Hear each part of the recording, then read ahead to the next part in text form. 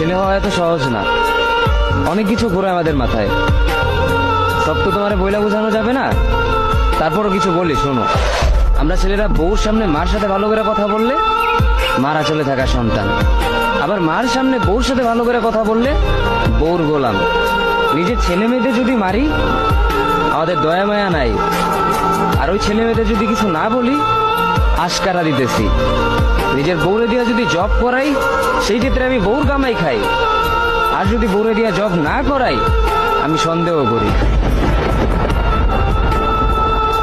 সারাদিন ঘরের বাইরে থাকলে আমরা ভাদাইম্মা, আর যদি ঘরের ভিতরে থাকি তাহলে বেকার, কাজ কাম নাই। আর এই তোমাদের মেয়েদের গায়ে যদি আমরা ভুলেও টাচ করি না আমরা নির্যাতক, আর যদি তোমরা মেয়েরা আমাদের গায়ে হাত তোলো আমরা কাপুরুষ। আর একটা ছেলে কি বা করে পুরো লাইফে নিজের জন্য? মার ওষুধের থেকে শুরু করে বউ বাচ্চার প্রত্যেকটা শখ পালন করার দায়িত্ব একটা পুরুষের। কিন্তু কি লাভ এত কিছু কইরা? দিন শেষে একটা ভুল করলেই সবাই ভুলা যায় যে কে কি করছে তার জন্য।